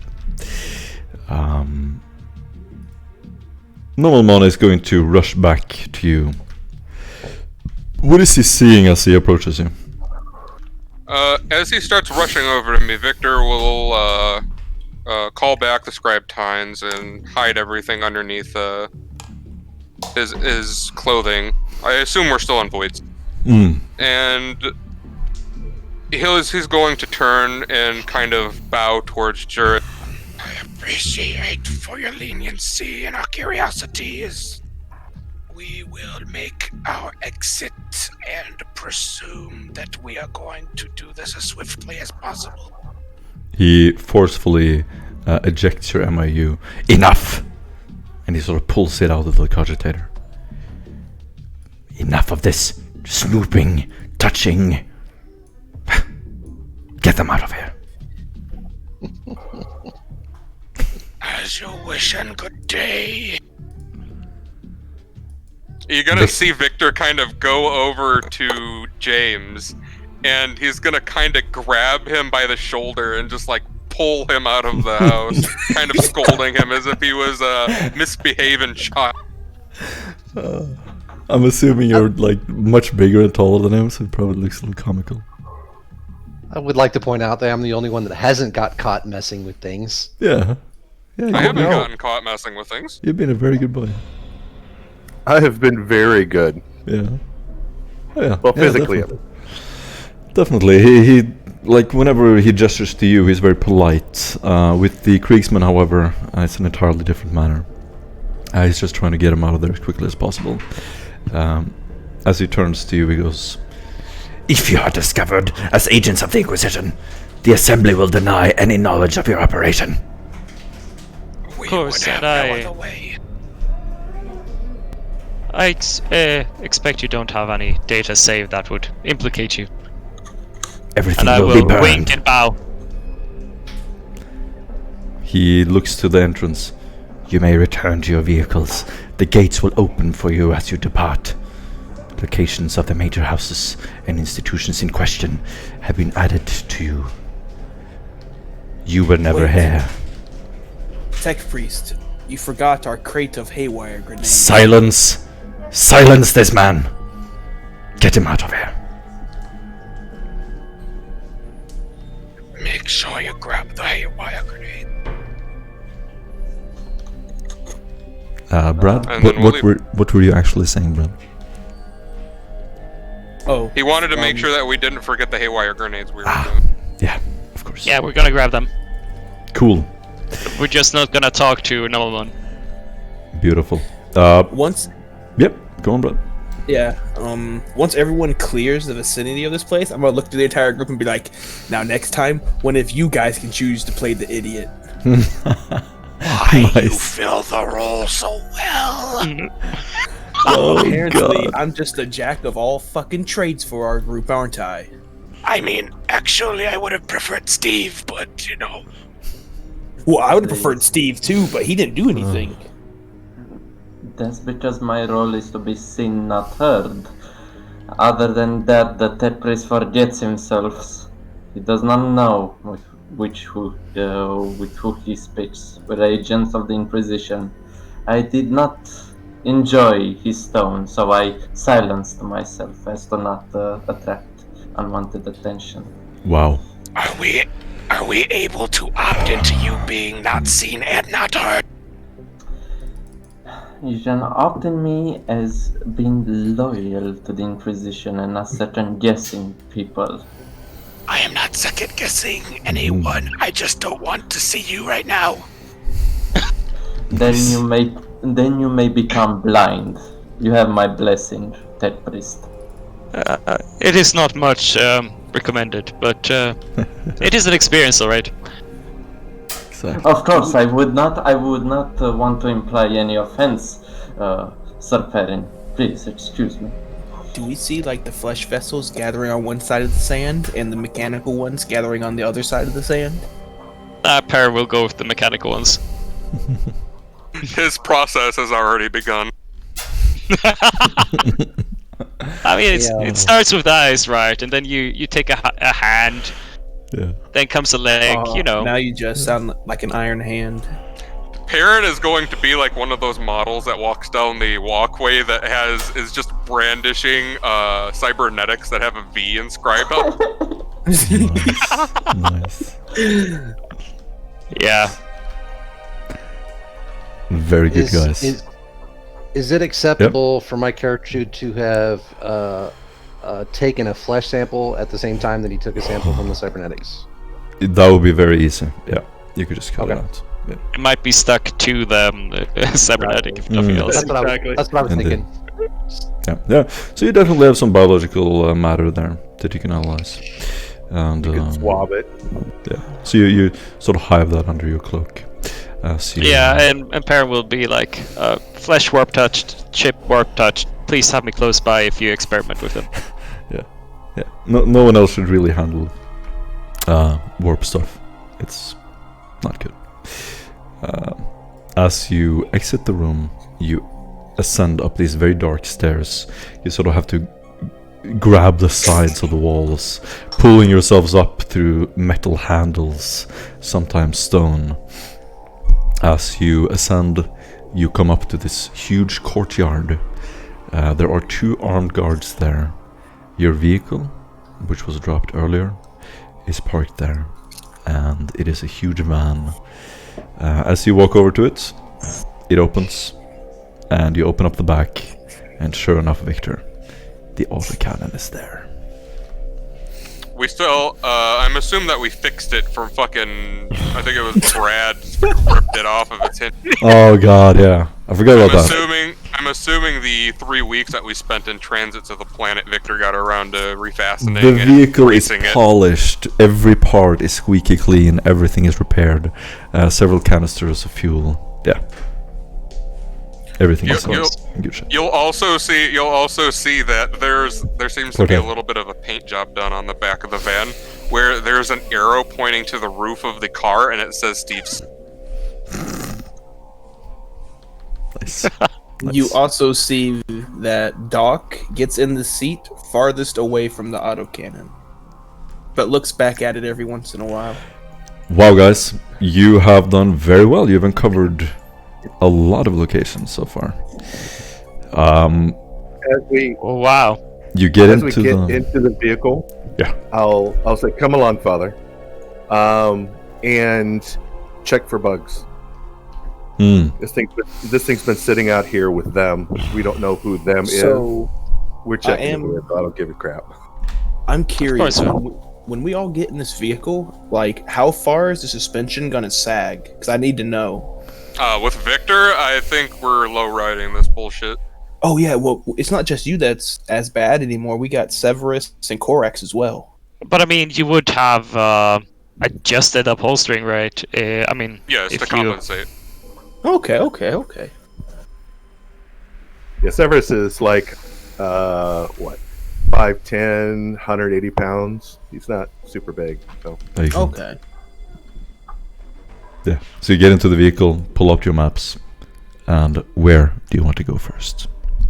You might want to take care of Cerberus first. Does he find any bugs or recording devices inside of the van? Nothing That's whatsoever. what Yeah, I I was would. asking. Nope. Aside from the massive Vox machine in the driver's seat, near the driver's seat. and I'd look over and say, "All clear." Nod. Okay. Who is driving the vehicle? Doc turns his back on the entire group as that is said. Corax would move up to the pilot seat. Nobody else is And moving. James will hop in the co-seat Nice. to navigate. Perrin will get as far into the middle of the vehicle as possible to be as protected as possible. Victor will get into the front of the vehicle as to take all of the bullets, as if we were getting shot upon, I would brace you guys from the... Severus would gladly sit behind Brad, who is well armored. Victor, where did you put that, Masek? It is God. under your seat, Baron. Drinking already, guys? Ah, thank you. What? As we're all piling in, Victor, would you be able to give me the data on the night houses and begin coordinating with Steven the best way to approach the noble houses? Steven. He kind of likes the acknowledgement that it's starting to go around. And, We will discuss any information we achieved when we get to this location.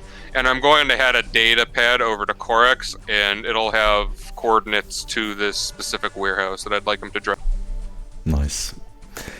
You all drive towards the warehouse, and I want you to roll a D100. Once, And so it starts. Question before that. How many meters long is this vehicle? I think you would know that best. And by the way, this is the D100 to the new players. This is a random encounter dice. It usually goes from 50 to 100, and the higher it is, the more severe the encounter.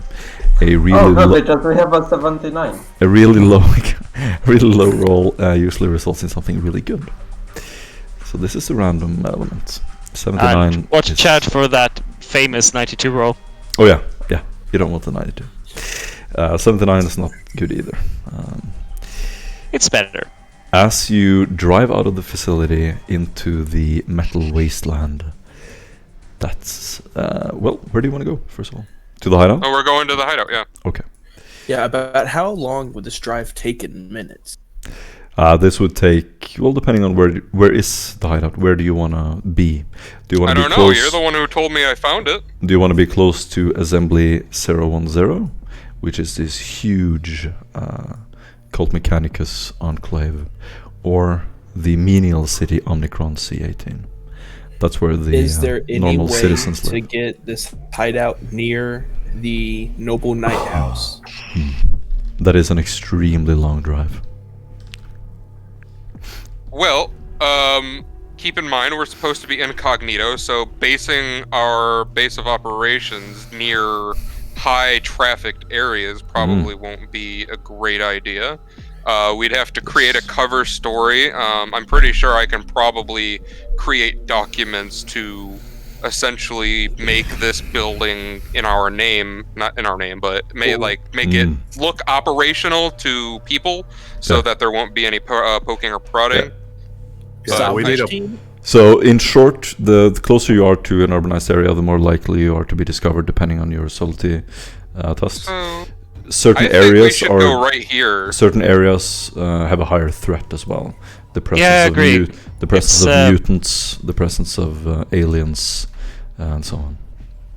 It's Okay. close enough, but it's not in the face of people. Ping again. Where do you want the hideout to be? It's this blue square right here, the circle, somewhere in that area in the vicinity, in between everything else. Hey, look, House Mammon is in space. Yeah, so we're kind of in BFE, but we can reach everything basically fairly equidistantly. Excellent. Okay. That works. The hideout's actually quite strategic. I like that. On the way there, in the vehicle looking out to the glistening surface of the planet, that's where we end the session. Whee!